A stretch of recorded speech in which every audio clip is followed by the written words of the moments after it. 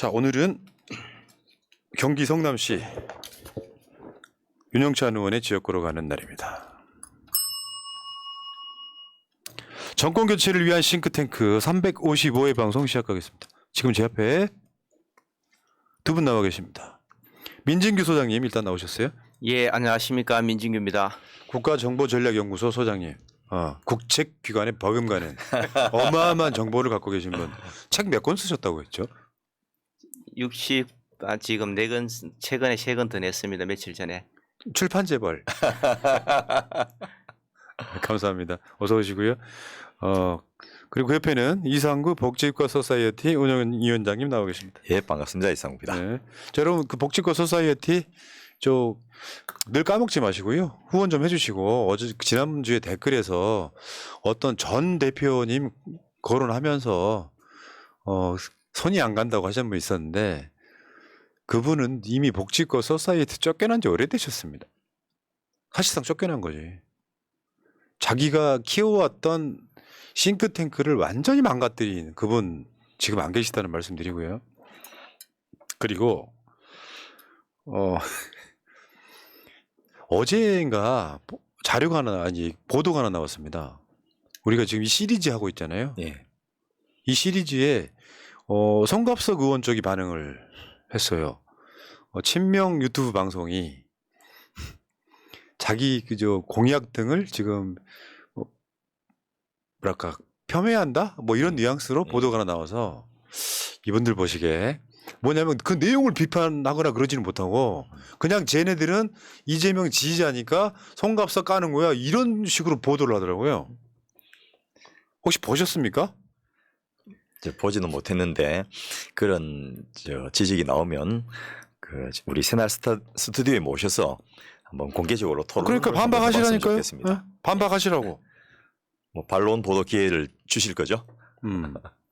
원래 옛날에 경찰관들이 또 딱 구석에 숨어 있다가 지나가는 차 중에 자기가 고르고 싶은 차를 골라서 단속하는 뭐 이런 부분들이 있는데 뭐 저희가 그런 거는 아니고 지금 순서를 하다 보니까 또 국회의원들 공약을 평가한 거고 또 그 당 뭐 객관적인 기준을 가지고 계속 하고 있기 때문에 그분이 그런 내용 가지고 뭐 불평을 할 그런 건 없을 거라고 보여집니다. 이게요, 우리가 국민의힘이나 민주당 지역구를 골고루 가겠다로 시작을 했는데 네. 이재명 대표 체포 동의안에 대한 가결이 생김으로써 그러면 당신들은 의정활동이나 공약에 대해서 뭘 얼마나 잘했는지 궁금해라고 시작돼서 민주당 국회의원들 위주로 지금 하고 있는 겁니다. 예. 기사에 뭐라고 나왔냐면 친명 성향의 유튜버들이 비명계 의원들을 깎아내리며 경쟁자인 친명 인사들을 노골적으로 지원하는 영상을 올리는 것도 비명계는 주시하고 있다. 약 85만 명의 구독자를 보유한 유튜브 채널 새날은 지난 28일 송갑석 의원의 공약을 평가절하하는 영상을 올렸다. 친명계는 뭐 저쪽 그 다음 뉴스가 나오는데 송갑석 의원도 보고 계시는 거예요. 그러면 무엇이 잘못됐는지 반박해야 되잖아요. 깎아내리는 영상. 우리가 이재명 지지자라서 비명계를 깎아내린다고 주장하는 게 얼마나 찌질한지를 한번 다시 한번 말씀드리고 싶어요. 우리 방송을 하다 보니까 그런 생각이 들었어요. 의정활동이나 공약에 대해서 잘하는 국회의원들이 없어. 예. 근데 그런 분들 대부분은 내부 총질러야. 아직까지는 우리가 공통점은 딱 그거예요. 예. 통계적 유의성이 확실했죠. 예. 원인적 인과관계는 아직 밝혀지지 않았습니다. 예. 자, 그래서 그런 거죠. 이게 우리나라 정치의 거질적인 문제이기도 해요. 국민의힘도 마찬가지일 거라고 생각하는데 공약 내걸어서 공약 지키려고 노력했던 사람은 내가 기억하는 이재명 한 사람밖에 없어요. 공약 이행률 85, 90% 나오는 건 대단한 능력자여서라기보다는 먼저 지킬 약속만 했다는 뜻이거든요. 근데 지키지도 못할 약속, 저게 약속인지 아닌지도 모를 약속을 엄청 내놓고 공약이랍시고 개수만 채운 뒤에 4년 가까이 지나봤더니 안 했더라라고 하면 당연히 비판해야 되는 거잖아요.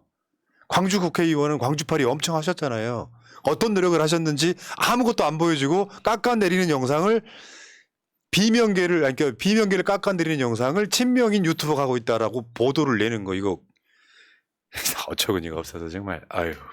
적극적으로 그 본인이 그렇지 않다는 것을 좀 밝혀주시기를 부탁드리겠습니다. 나오셔도 됩니다. 농담하는 게 아니라 예. 이 시간에 나오셔도 돼요. 이 방송 가짜였다라고. 근데 데이터에 의해서 어떤 제대로 된 프로그램을 갖고 검증하는 거를 아무 내용에 대한 반론 없이 저런 식으로 반박하는 거 정말 찌질하다는 말씀드릴게요. 자, 알겠습니다. 일단 여기 서설이었고요. 복지고 소사이티 후원 좀 많이 부탁드려요. 그분 안 계세요. 예.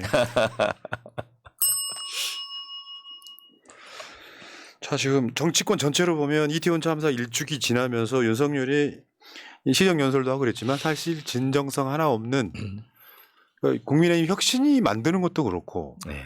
실제로 혁신이가 만들어질 정도로 반성한다면 윤석열이 이태원 참사 1주기 추도식에 왔어야 된다고 생각해요. 네. 그런 게 없다는 거잖아요, 지금. 그리고 그 책임이 있다고 국민들 다들 생각하는 이상민 장관이 헌재에서 탄핵이 기각된 거지 책임이 없다라고 한 것이 아닌데 그런 분들하고 같이 그 교회 예배에 같이 참석하는 것을 면피를 하려고 하고 정작 당사자와 가족들이 모여 있는 이 추모 집회에는 정치 집회라는 이름으로 안 온 그 자체가 또 거꾸로 정치가 아닌가 이런 생각이 들고요. 또 방금 분하님 말씀하신 대로 인유한 혁신위원장이 지금 연일 사고를 치고 있는데 정말 이분은 민주당을 이롭게 하려고 하신 분인가라는 생각이 들 정도로 이분 때문에 안 그래도 이 복잡한 국민의힘 내부가 점점 분열되면서 이 구심력이 굉장히 원심력이 바깥으로 뻗어나가는 원심력이 굉장히 지금 극대화되고 있는 이런 상황인 것 같아서 앞으로 이 참 활동이 기대가 되는 그런 상황입니다. 그러니까 이를테면요. 윤석열이 좀 모자라면 당대표라도 뭔가 스마트한 사람이면 이게 어느 정도 이렇게 보완이 되거든요. 네. 윤석열이 더 모자란 당대표를 세우는 바람에 생긴 예. 사실 그 사단이거든요. 맞습니다.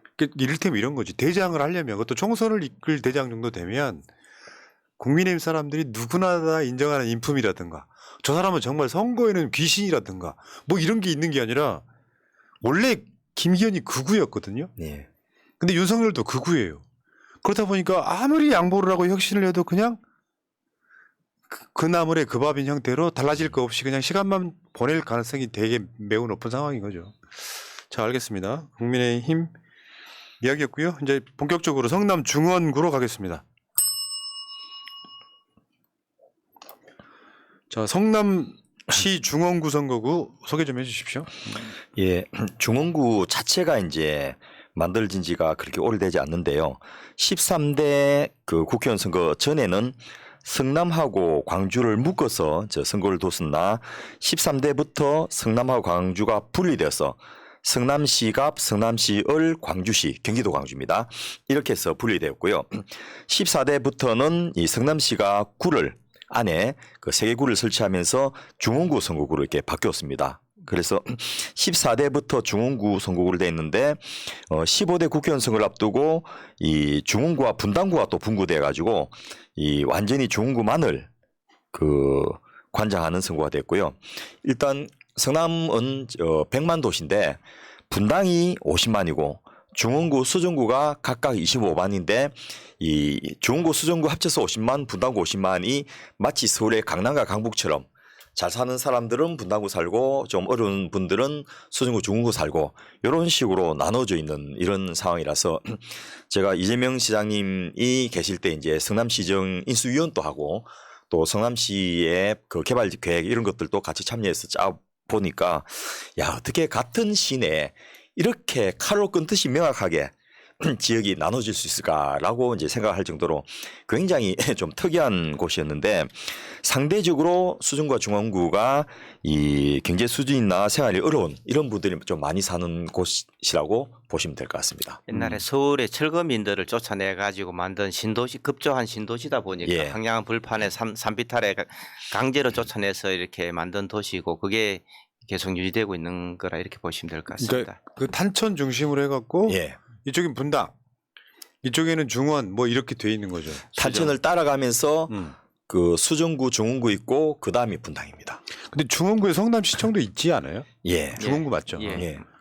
그러니까 중원은 중원인데 사실은 지금 현재는 많은 사람들은 분당만을 주목하는데 예. 그러니까 구도심 뭐 이런 정도. 예. 오래된 것입니다. 자 그리고 인구가 한 25만 명 정도 되니까 예. 보통 이 정도 선거구면은 뭐 또 분구되거나 그럴 가능성은 없고 대충 이 정도로 가지 않을까요? 예, 뭐 더 이상 늘어나지는 않을 것 같습니다. 네. 오래된 지역이고 지금 인구가 또 오히려 좀 고령화되고 이래서 그 생활력 인프라도 좋지 않아 가지고 재개발을 추진을 오래 했는데 뭐 그렇게 큰 성과가 나지 않는 지역이라서 인구를 30만을 넘거나 뭐 이래 해서 분구될 가능성은 높지 않을 것 같습니다. 자 그러면 여기서 역대 총선 한번 볼까요? 예, 일단 앞서 말씀드린 대로 중원구가 단독 선거구로 그 분리가 되면서 15대와 16대 96년하고 2000년도에는 새정치국민회의에 그 조성준 의원이 처음에는 15대 때는 새정치국민회의 그 다음에는 새천민주당으로 바뀌었죠. 당선되었고 17대 2004년도에 이상락 의원이 열린우리당으로 당선됐는데 졸업 전면서를 위조해가지고 여기서 그 징역 1년형을 받아서 이제 의원직을 상실하고 재보궐선거가 치러질 때부터 신상진 의원이 당선돼서 17대, 18대를 재선했고요. 19대 때에는 또 김미희 그 통합진보당 의원이 당선됐는데 요 통진당이 그 해산 판결을 받아가지고 그 의원직을 상실하고 그 직에 다시 19대 재보궐선거가 돼서 또 신상진 의원 당선돼서 20대까지 내리 이제 사선을 하게 되는 신상진 의원이 참 이 지역에서는 처음에는 이제 시민사회 운동을 오랫동안 했습니다. 의사 출신이라고. 예, 의사 출신이고 그런데 특이하게 재보궐선거가 있으면 그때 들어가서 당선되고 그다음에 한 번 더 재선되고 또 이 가만히 있던 김미희 의원 또 저 통진당이 해산되면서 또 재보궐선거가 치러지고 이런 곳이어서 내리 이제 16년 동안 이 사선을 했으니까 거의 저 국민의힘 계열이 한나라당 계열이 당선됐다가 21대 2020년에 윤영찬 의원이 그 더불어민주당 이름으로 당선됐습니다. 그러니까 16년 만에 민주당 계열의 국회의원이 들어간 자리. 예. 저는요 그 결과론적으로는 뭐 공천 잘못됐다라고 말씀하실 분도 계시겠지만 공천은 잘못한 게 아니고요. 예. 공천을 믿고 해줬는데 이 사람 자체가 변한 거죠. 그렇습니다. 어. 그 여기에 일단 저 중원구가 사실은 이 좀 터가 좋은 곳인데 여러 가지 이유 때문에 그 신상진 의원이 또 특이하게 이 국민의힘 소속으로서는 굉장히 밑바닥부터 이 시민운동을 했기 때문에 이 당선됐는데 그때 당시에 이제 이 윤영찬 후보가 일단 신상진 의원한테 맞설 수 있는 몇 안 되는 저 사람 중에 하나였고 문재인 정부의 어떤 저 핵심 참모로 홍보 수석을 했지 않습니까? 그렇게 했고 또 4차 산업혁명을 저 선도하는 네이버의 부사장까지 했습니다.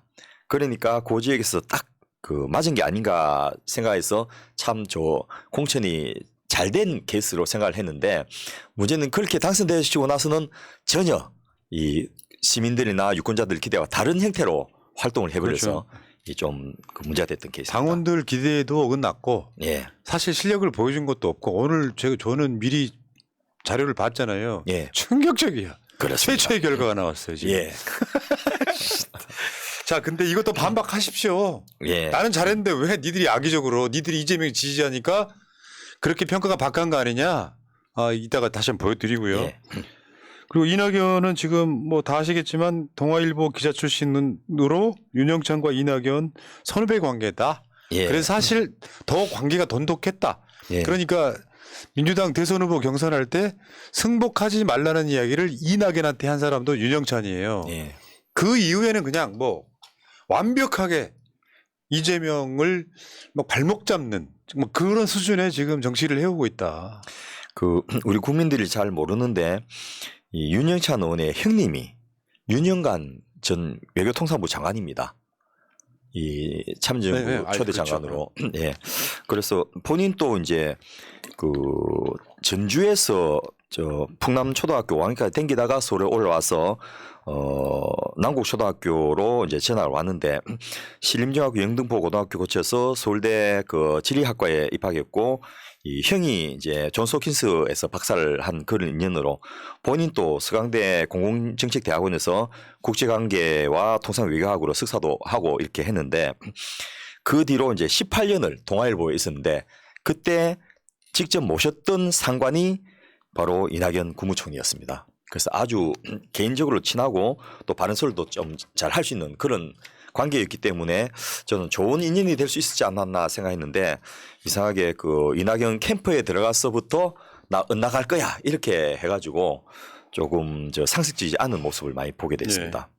그러니까 네이버 부사장 출신이고 문재인 정부 국민소통수석이고 그 전에는 기자 출신이고 예. 근데 그 윤영찬의 색깔인 것 같은데 예.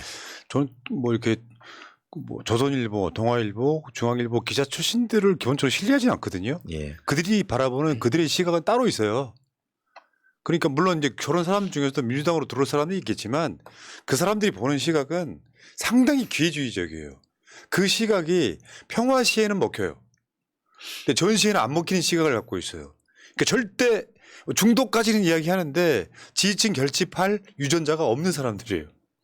그 동아일보 기자할 때 이야기 들어보면 상당히 뭐 특종을 아주 잘하는 뛰어난 기자였고 또 후배들도 잘 챙겨서 존경도 많이 받고 또 기자 노조의 위원장을 통해서 싸움도 잘하고 이런 모습을 좀 보여줬는데 또 이 네이버로 옮긴 지 4년 만에 부사장까지 올라가고 그 능력이 좀 탁월한 분으로 저 알려졌고 또 이분이 저 문재인 정부에서 그 정무와 홍보 수석을 하면서 그 아주 탁월한 능력을 발휘했어서 이제 21년 6월 달에 이낙연 캠프에서 정무실장을 맡게 되면서 이제 결정적으로 비명계를 나가는 그런 행태가 되는데 뭐 친명계 비명계를 떠나서 조금 그 과도한 비판과 비난을 했던 것들이 이제 그 결국은 돌아올 수 없는 강을 건너는 그런 정도까지 가버린 게 아닌가 싶습니다. 요즘도 계속해서 지금. 예. 자 그러면 일단은 윤영찬 의원의 의정활동 성적표를 한번 볼까요? 자 성적표 예, 21대 대표 발의한 법안이 총 35건인데 원안 가결이 0건, 수정 가결이 0건, 철회 2건, 대안 반영 폐기 6건, 계류 27건, 가결된 거는 한 건도 없습니다. 가결률 0%. 예. 충격이네요. 예. 이런 케이스는 저희가 좀 처음 봐가지고 이렇게 가결 저번에 0%도 쉽지 않은데. 박용진도 한 2건인가 했잖아요. 예, 그렇습니다. 예. 그 가결된 법안이 0건이라는 것은 국회의원한테는 치명적인데 문제는요, 여러분들이 뭐 바빠서 그럴 수도 있겠지가 아니고 초선 국회의원이잖아요. 예. 초선 국회의원들 초선 때는 초대선 때는 진짜 법 막 만들어 갖고 하려고 엄청 노력하잖아요. 그러고 서로 법안 품앗이를 하기 때문에 그 대강 여러 군데 그 올려놓으면 가결이 몇 개는 됩니다. 0% 하기는 정말 일부러 피해서 안 하도록 노력해도 될까 말까 이런 정도인데.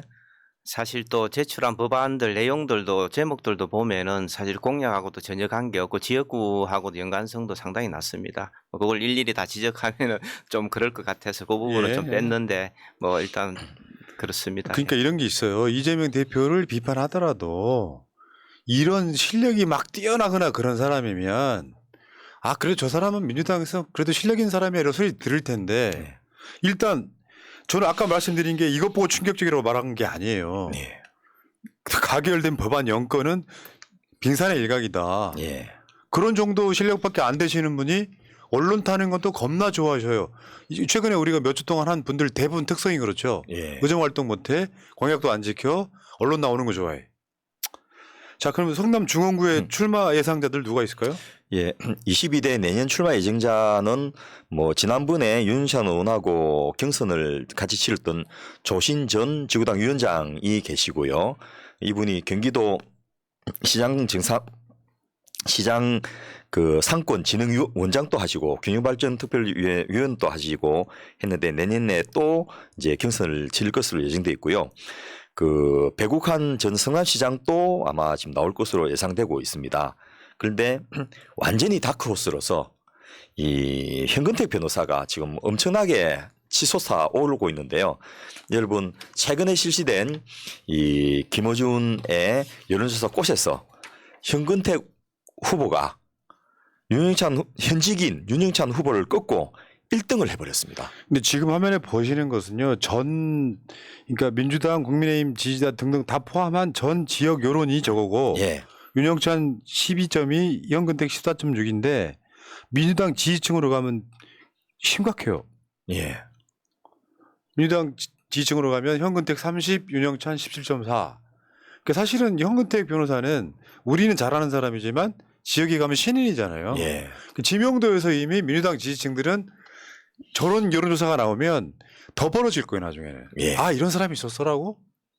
그래서 현역 의원을 저렇게 압도적인 차이로 꺾어버리기가 참 쉽지 않은데 그 뭐 원내도 아니고 그 또 전에는 용인에서 좀 출마하려고 준비도 하고 했던 분인데 이 지역구를 성남 중원으로 옮긴 다음에 이렇게까지 올라온 것은 아주 좀 특이한 현상이고 이분이 참여연대 실행위원도 하고 민변의 회원이고 또 민변에 있으면서 대한변협의 이사도 하고 또 민주연구원 부원장도 하고 상근 부대변인을 해서 올해는 좀 노출된 건 있지만은 사실은 신인이 이렇게까지 현역 의원을 그 탁월하게 그 많은 차이로 이겼던 것은 그 결국 이거는 저 현근택 변호사가 잘해서가 아니고 윤영찬 의원에 대한 반감이 작용한 게 아닌가라고밖에는 해석이 안 됩니다. 그렇게 분석하시면은 그게 아니라 그건 여러 가지 원인 중에 하나일 거고 그렇습니다. 문제는 나는 현근택이 지지층한테는 이게 돋보이는 건 있다고 예. 생각. 뭐냐면 논리갑이에요 논리갑. 예, 그러니까 굉장히 논리적인 사람이에요. 또 똑똑하지. 또 검찰과도 잘 싸우는 변호사지. 그래서 저는 가치로서는요. 지금 성남 중원구에 있는 민주당 지지자분들은 현근택에 대한 알려지면 알려질수록 전 차이가 더 벌어질 거라고 생각해요. 예. 그러니까 현근택이 아무것도 아니에요 지금. 그 지금 그 당황하시는 거 봐. 민주당 지지자들 예, 뿐만이 아니고 일반인 대상으로 한 여론조사에서도 뭐 아직 그 적절한 인물이 없다라고 생각하는 사람들 빼고는 현근택이 1등이니까 뭐 예를 들면 전에 경선 치렀던 조신 후보 같은 경우에도 이미 알려지기는 훨씬 더 많이 알려졌을 건데 다 꺾어버린 거죠. 그래서 야, 참 특이하구나. 그리고 뭔가 새로운 변화를 요구하고 있구나. 이런 것들은 그렇죠. 누구라도 네. 좀 생각할 수 있는 게 아닌가 싶습니다. 그러니까 결국 현근택이 잘하는 거예요. 예. 왜냐하면 이게 저 비하인드를 많이 알잖아요. 예. 방송으로 다 말 못하지만 일찌감치 지금 그 도전자들 중에 일찌감치 나는 윤영찬 상대할래라고 예. 혈혈단신 성남 중원에다 깃발 꽂은 거거든요. 그렇습니다. 그 자체로 평가를 받아야 된다고 예. 생각합니다. 자 그러면 이제 국민의힘 뭐 누가 나오는지 사실 이름 말해도 알아 우리가. 예. 그런데 참 여기도 대단한 분이 계신데요. 심규철 후보님이 낙선만 5선을 하신 분입니다. 야, 참 이렇게 되기도 좀 쉽지 않은데 이분이 충북 영동에서는 한번 당선이 됐거든요. 충북 보은 옥천 영동에서 한 달 동안 당선된 이후로 그게 16대입니다. 17대, 18대, 19대까지는 영동에서 하다가 계속 떨어진 다음에 20대부터는 경기 군포에서 21대까지 나왔다가 그 계속해서 떨어져서 낙선만 5선인데 이분이 현재 중원구의 그 당원협의회 그 대표를 하고 있고요. 그 김덕윤 변호사도 이제 이쪽에서 출마할 것을 예상되는데 이런 국민의힘보다도 여기는 김미 전 의원이 당선됐던 곳이지 않습니까? 그래서 통진당의 그 맥을 이은 진보당에서 김현경 그 성남시 전 의원이 이제 그 나올 것으로 예상되는데 여기서 상당한 득표를 가져갈 것으로 보입니다. 벌써 저 지역에 가보니까 그 플랜카드도 많이 걸고 활발한 활동을 하고 있고 여기는 그 진보당 세력들이 상당히 좀 숫자가 되기 때문에 그 얼마만큼 득표하느냐가 또 하나의 관건이 될 것 같습니다. 말하자면 그게 그 전에 말했던 경기 동부 예, 그런 느낌이잖아요. 맞습니다. 그러니까 원래 진보 세력들이 원래 굉장히 많이 살고 있는 지역. 예, 예를 들면 저기 그 마산, 예, 뭐 창원, 이런 울산, 예. 창원 예. 이런데 그런 느낌. 예, 있어요. 뭐라고 뭐 여러분들 꼭 폄훼하실 이유는 없을 것 같고요. 예. 자 일단 현재는 개요였고요 지역구. 윤영찬 공약으로 한번 가볼게요. 본 게임. 윤영찬 공약은 지금 대략 개요를 좀 말씀해 주십시오. 예, 한국 매니페스토 실천본부 자료에 따르면은 99개 공약으로 분류가 되어 있는데 저희가 선거 공보물을 좀 꼼꼼하게 분석해 보니까 73개로 22개가 적습니다. 뭐 정치가 11개, 경제가 10개, 사회가 38개, 문화 13개, 과학기술 1개, 사회 공약이 전체의 52%, 그 다음에 문화가 17%, 정치가 15%, 경제 13% 이런 순위입니다. 예. 그러니까 지금 21대 공약은 73개. 예, 73개. 그렇습니다. 예. 예. 그러면 여기 그중에 하나씩 한번 보실까요? 이제 표를 예. 한번 보시고. 네. 정치 공약부터.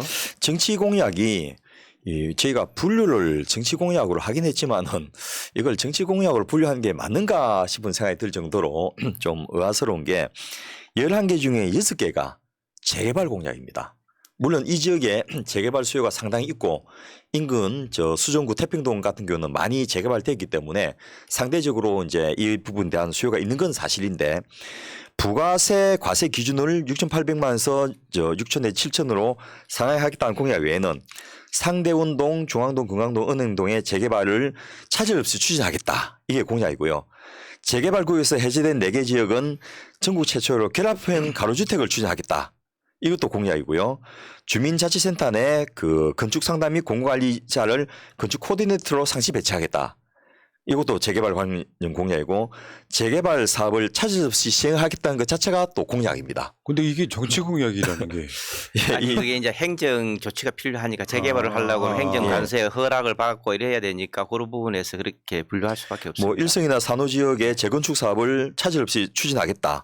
또 공사 중에 분진이 안 생기도록 하겠다. 하여튼 이 정치 공약을 분류해놨지만은 또 다른 데에 넣기도 좀 애매한 점이 있습니다만은 그 전부 재개발 관련해서 그 6건이나 이렇게 해놓은 걸 보면서 아 이분이 생각보다는 재개발에 관심이 많구나. 그러고 이 재개발에 이득을 보는 분들은 어떤 분들일까요? 여기 거주한 분들이 아니고요. 집주인들일 거고 땅 가진 분들입니다.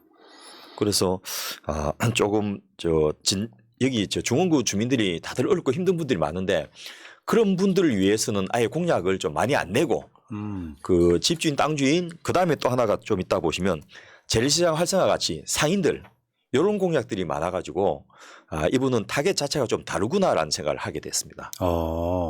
어쨌건 정치 공약에 재개발 관련 공약이 6건. 예. 좀 이상하긴 합니다. 예. 그다음에 경제. 경제 공약을 살펴보면 판교 테크노밸리와 연결한 산업벨트를 구축하겠다. 뭐 첨단 산업을 유치하겠다.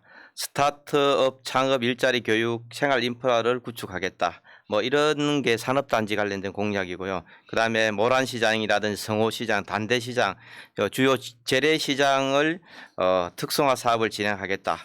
그다음에 그 재래시장을 대박집의 비결이나 온라인 마케팅 판매 노하우를 지원해서 젊은 감각의 재래시장으로 만들어 보겠다. 재래시장 상인들과 연계해서 청년 창업 시스템을 구축하겠다. 상권을 활성화하겠다. 단대 전통시장을 문화예술 테마행 시장으로 바꾸겠다. 이렇게 해서 경제 관련 공약 10개 중에 5개가 재래시장 활성화에 관련되어 있습니다. 그래서 참 이 재래시장 활성화 해가지고 거기 상인들이 과연 제대로 이 혜택을 볼 것인지도 의문입니다만은 타겟 자체가 재래시장의 재개발이거든요. 결국 재래시장 관련 공약도 그 상가 주인들, 토지주들 이런 분들을 위한 것들이 대부분 그 주를 이루고 있어서 좀 이분이 생각하시는 자기 구민에 대한 사랑이 대상이 좀 다른 게 아닌가 하는 생각을 하게 됐습니다. 재래시장 상인들 중에 거의 한 7, 80%가 임대해서 장사를 하시는 분들이고 대부분 주인들은 장사하지 않거든요. 대부분 이런데 그동안에 전통시장에 전국적으로 수십조 원을 돈을 투자해서 현대화 사업하고 이런 부분을 했는데 대부분 임대료가 상승하거나 기존에 장사하시는 분들이 쫓겨나거나 뭐 이런 사례들이 제일 많습니다. 그러면 기본적으로 뭔가 현상을 보는 깊은 눈이 없는 거네요. 아니면 본인이 관심 가지는 대상 자체가 그 전체 지역 주민이 아닐 가능성도 있겠다는 생각이 제가 들었습니다. 설마 그렇게 할까요 싶은데 근데 민주당 후보로 나섰었는데 그러니까 보면 그런 의심이 들 수밖에 없는 거지. 예. 그다음에 복지 공약. 요것도 참 그 전체 복지 공약이 이제 사회분야 공약까지 포함해서 38개로 그 과반 이상을 차지하는데 요것도 자세히 살펴보니까 이름은 복지인데 그 개발 관련 공약이 대부분인데요. 모란과 상대원 하이테크 밸리 간에 그 대원천을 복원하겠다. 요게 토목 공약이거든요. 판교 여수 모란 대원천 상대원 간에 지상형 트램을 건설하겠다. 8호선을 연장하겠다. 또 공유 차량 도입으로 주차 문제를 해결하겠다. 또 월 10만 원의 임대주택을 건설하겠다. 이 협동조합 법인체가 공동으로 건축하는 공동체 주택을 활성화하겠다. 또 스마트 노예 주차장을 조성하겠다.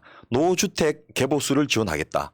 이런 것들로 대부분 토목과 건설 재건축 이런 공약이고 이건 놀라운데요. 예. 왜냐하면 이게 복지 공약이 아니라 이건 개발 공약이잖아요. 개발 공약. 예. 어르신을 위한 건강교육이나 간병 도우미 같은 맞춤형 돌봄 서비스를 확대하겠다. 치매 환자에 대한 100% 진단 서비스를 제공하겠다. 이런 부분들이 오히려 좀 적고 하여튼 뭐 트램 깔고 주택 짓고 이런 쪽으로 좀 많아서 이번 관심사가 좀 실질적으로 지역 주민의 삶을 개선하는 거하고는 좀 떨어져 있구나라는 생각을 하게 됐습니다. 그다음 문화로 한번 볼까요? 문화, 문화 교육. 문화 교육 관련 공약은 그 성남 중원구 여수동에 공원을 조성하겠다. 뭐 모란 전통시장과 성남시청 사이에 서울광장의 17배 되는 공원을 조성하겠다. 또 대원공원 내에 사계절 눈 썰매장 및 스키장을 건설하겠다.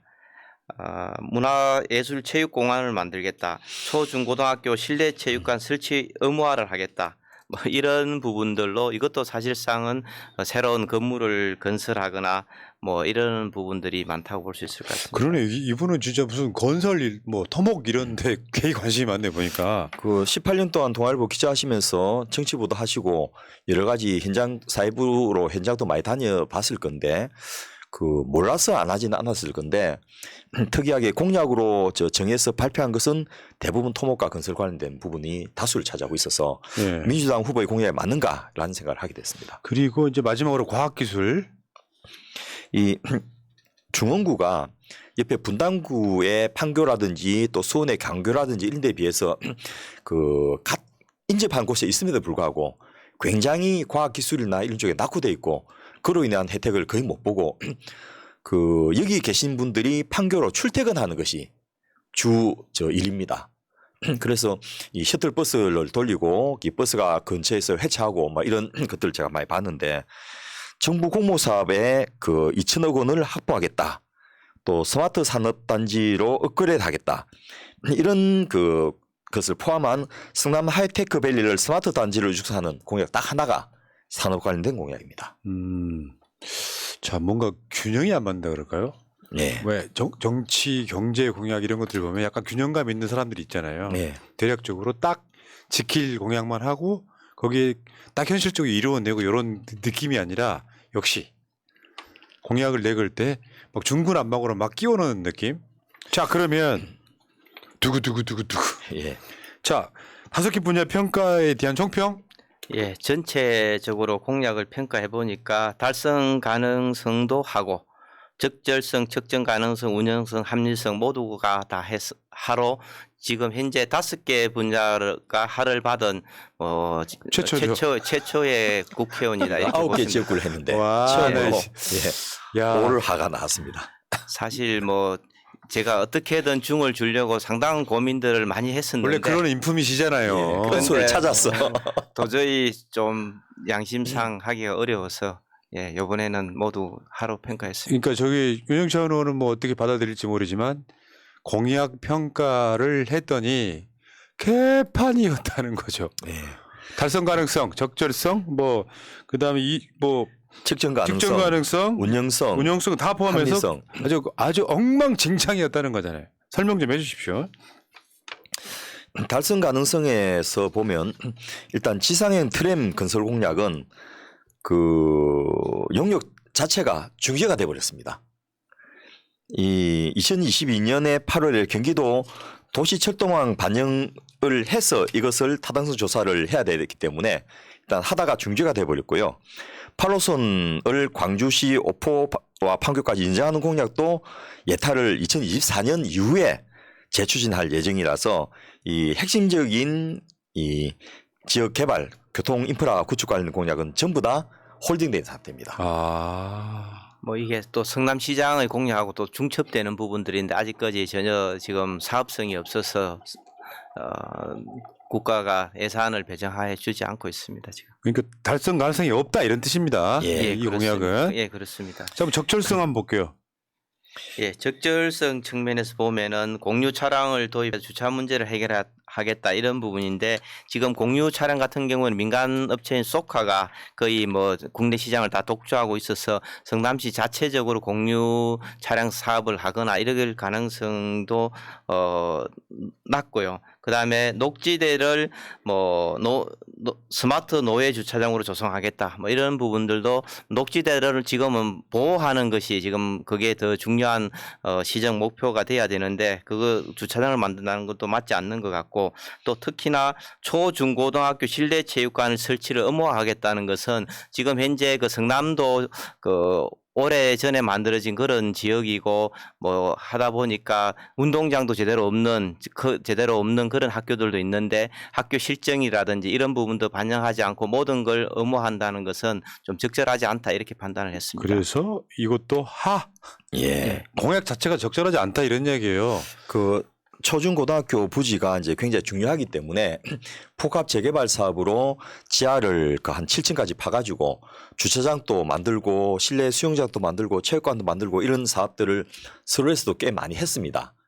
그런데 그 이제는 학령기 인구가 줄어들고 하기 때문에 과연 그 학생들만을 위해서 또는 지역 주민들을 위해서 이걸 만들든 그것이 몇 군데 거점으로 하면 되는 것이지 모든 초중고등학교를 다 하겠다.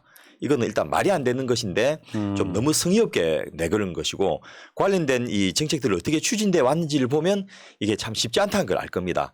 굉장히 개발의 필요성이 있음에도 불구하고 지역 주민들이 동의를 안 해줘가지고 예를 들면 학생들 동선하고 그 지하에 있는 주차장 동선을 따로 겹치지 않게 다른 쪽으로 뺐는데도 불구하고 저 학부모들 동의를 안 하고 못하고 이런 데도 많거든요.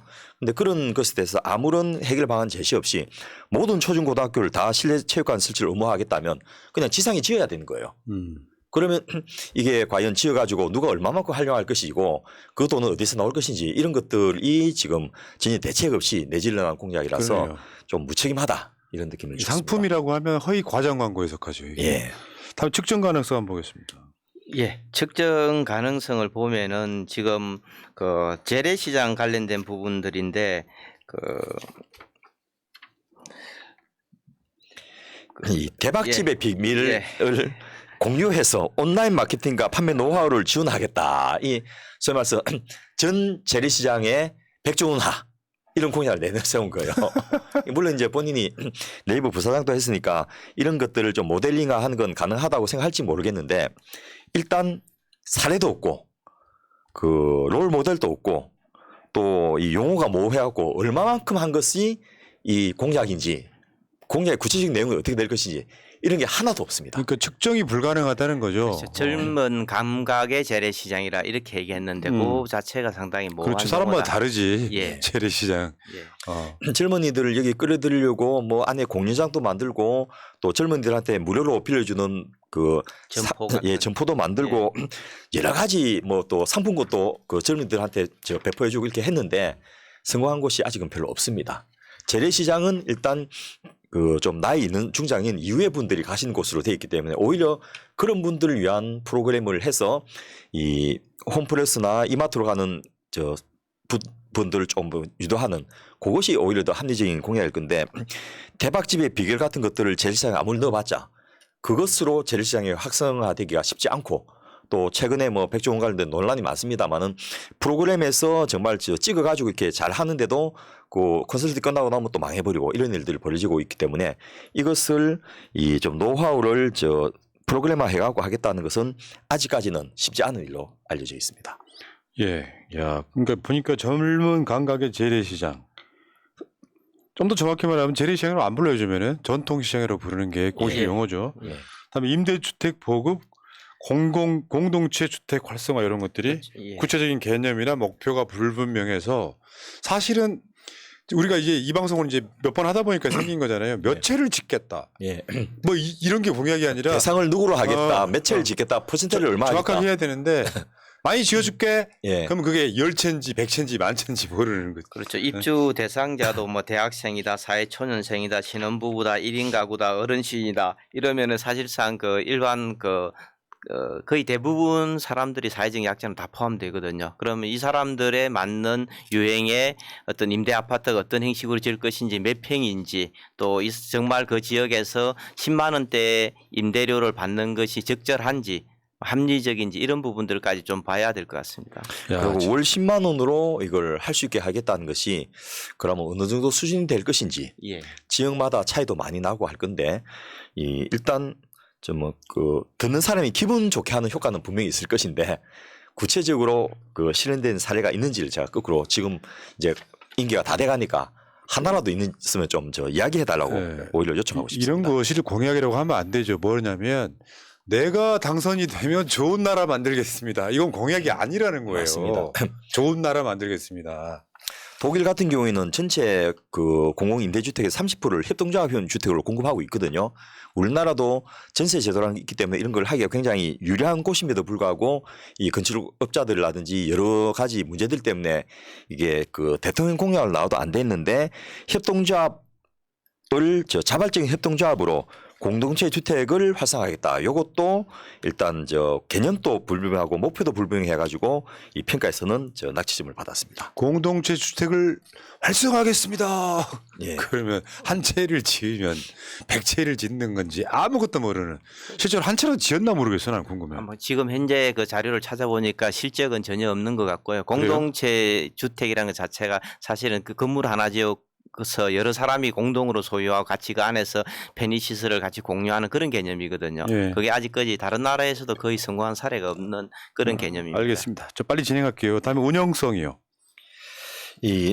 여기서 좀 눈에 띄었던 게 어르신을 위해서 건강교육, 간병도우미, 안보 확인 등을 포함한 종합 맞춤형 돌봄 서비스를 확대하겠다라고 공약을 했는데 지금 김동연 지사도 이런 걸 하고 싶어서 경기도에 이제 31개 시군 단위로 이런 시범 사업을 좀 해보려 하는데 굉장히 힘든 게 일단 보건소들이 못하겠다고 버티고 있습니다.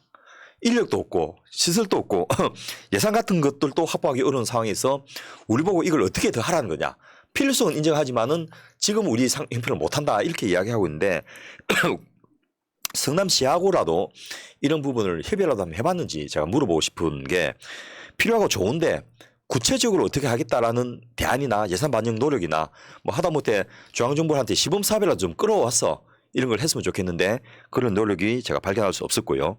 치매 환자들에 대해서 100% 전담 서비스와 여가활동 지원 서비스를 확대하겠다는 것도 치매 환자 발굴 등록 치료 같은 종합적인 서비스를 제공하는 지자체가 현재 없습니다. 치매 안심센터가 있지만은 찾아오는 분들에 대해서 스크리닝 테스트 해주는 그러고 병원에 가서 MRI 찍어보세요. 이 정도밖에 못하고 있기 때문에 이런 서비스에 대한 수요가 있음에도 불구하고 아직 중앙정부에서도 구체적인 대안을 세우지 못하고 있는 상황에서 그냥 좋은 일로 포장을 해가지고 이 어르신 돌봄 부담에 지친 이 중장년층에 어필을 할 수 있겠는데 이분들한테 좀 사기치는과 비슷한 그런 공약이 지금 어쩔 수 없이 돼버렸습니다. 그 공약은 네 그렇지만 사실상 운영하기 힘든 그 자체를 운영하기 힘든 여러 가지 상황. 그거를 타개하려고 노력하는 것도 아니고 사실 지금 윤석열이 예산 삭감하고 지방 교부금 또 안 내려가고 뭐 이런 상황 되면은 사실상 이루어질 가능성 자체가 아예 예. 하다못해 성남시나 경기도하고라도 간담회를 좀 해가지고 이런 좋은 공약을 내가 내걸었으니까 성남시에 시범사업을 좀 해봅시다. 이런 제안도 했으면 좋겠는데 일단 홈페이지나 이런 데서는 찾을 수가 없었습니다. 예. 자, 운영성도 예. 자, 합리성 한번 보겠습니다.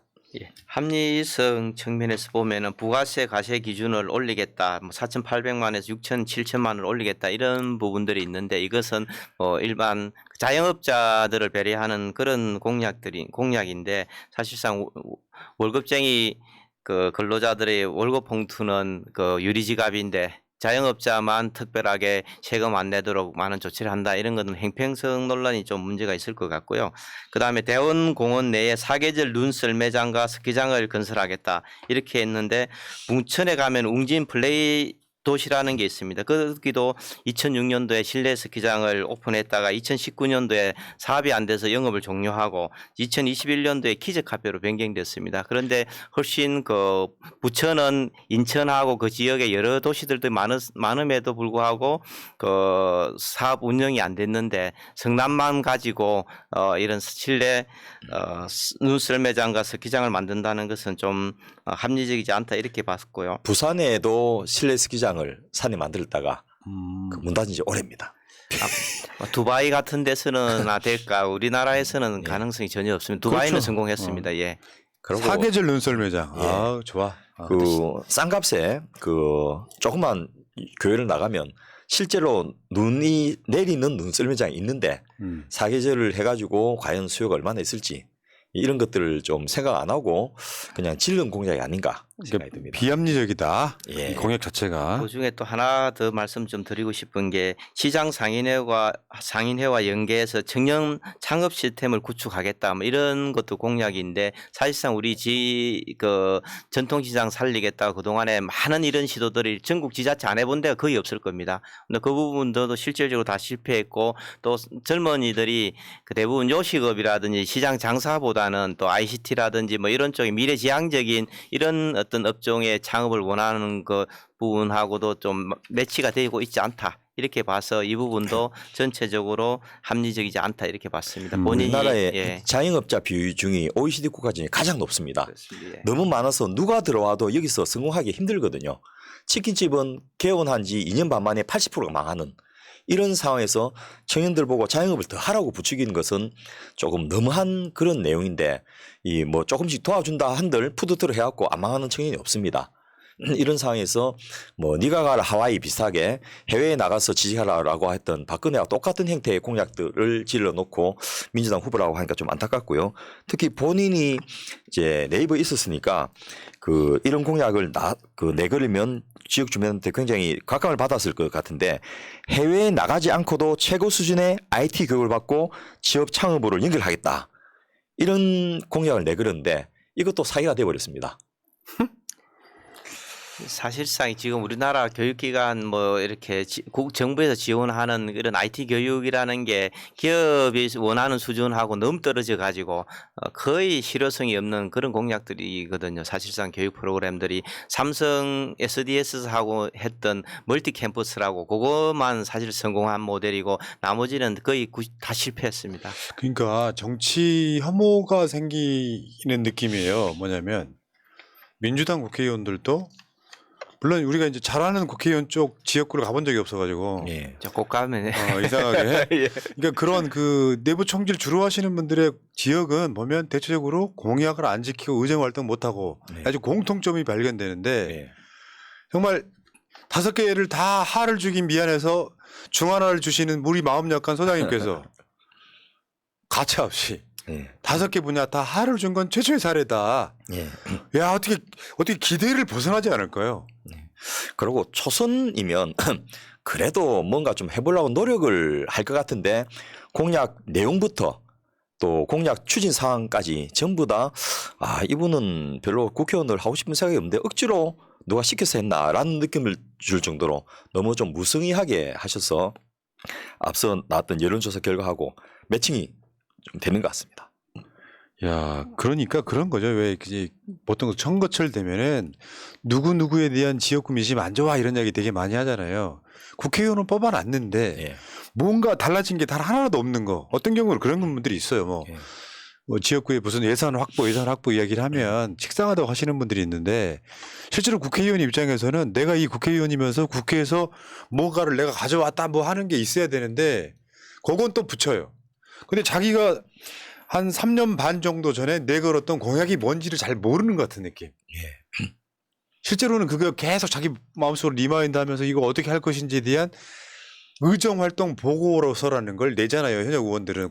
그러면 내가 이 공약을 낸 만큼 얼만큼 이루어졌다고 뭐 어떤 진행률 같은 걸 내야 되잖아요. 이런 경우에는 그렇게 한 게 단 한 건도 없었겠네요. 내가 봤을 때는. 예. 예, 제가 이 의정 보고서 이런 거 자료들 봤는데 공약하고 연계성을 거의 찾아보기 어려웠습니다. 진짜요? 예, 그렇습니다. 예. 와. 특히 수정구, 중흥구는 참 지역 주민들이 바로 그 강남의 송파구와 인접해 있고 또 분당 그 성남시에서도 분당하고 인접해 있어가지고 딱 중간에 끼어서 상대적인 소외감을 굉장히 많이 느끼는 곳이거든요. 의료 이용량도 제가 분석을 해봤더니 수정구, 중흥구하고 분당구가 차이가 현격하게 납니다. 그렇죠. 그래서 질병 유병률, 이완율, 발생률이 많이 높고요. 수명도 이 두 개 구가 굉장히 짧습니다. 그렇다면 그런 이유 때문에 이재명 그 당대표가 성남시장 할 때 또 그 이전부터 90년대 후반부터 이 성남에 이 시립 의료원을 만들려고 노력했던 것들이 제가 다시 연구를 해보니까 아 이게 이런 필요성이 있었구나. 라는 걸 알게 됐는데 지금 신상진 시장님이 이 성남 시립 의료원을 민영화하려고 지금 노력을 하고 있는데 이런 것에 대해서 대대적으로 좀 공개적으로 반대를 하면서 그 성남 시립 의료원이 중흥구 주민들에게 혜택을 줄 수 있도록 하는 사업을 좀 그 제안한다든지 끌어온다든지 이렇게 했으면 저 얼마나 좋았을까 이런 아쉬움이 들면서 뭐 저 임기 다 가서 4년 동안 이제 그 공천 쓰니까 다음번에라도 좀 저 제대로 한 사람 뽑아 놓으면 좋겠다 이 생각이 제가 그러니까요. 들었습니다. 예. 의료원 하나가 없어가지고 이재명 성남시장이 정치에 뛰어들게 만들었던 바로 그 시작점이 성남 의료원인데 예. 이걸 또 공공의료가 아니라 민영화하겠다. 예. 그러면 그거라도 막아야 되는데 윤영찬이 막겠어요? 이재명의 업적을? 예. 아유 나 진짜. 알겠습니다. 오늘 또 충격적인 결과를 전해드리면서 다음 주는 김종민 지역구로 갑니다. 예. 거기도 제가 이 사전 조사를 해봤는데 상당히 재미있는 내용들이 그래요? 많습니다. 예. 두구두구 기대되는데.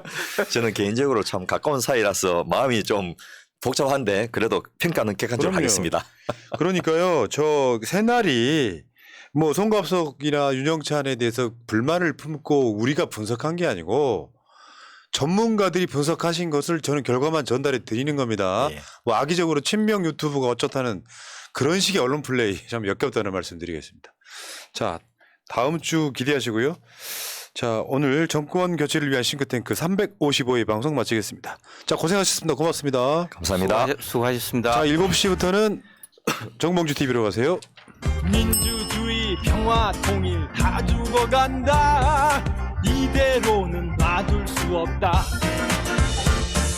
자 다시 한번 해보는 거야 자 다시 한번 싸우는 거야 자 손 맞잡고 어깨를 걸고 우리 함께 이기는 거야 자 다시 한번 해보는 거야 자 다시 한번 싸우는 거야 자 손 맞잡고 어깨를 걸고 우리 함께 이기는 거야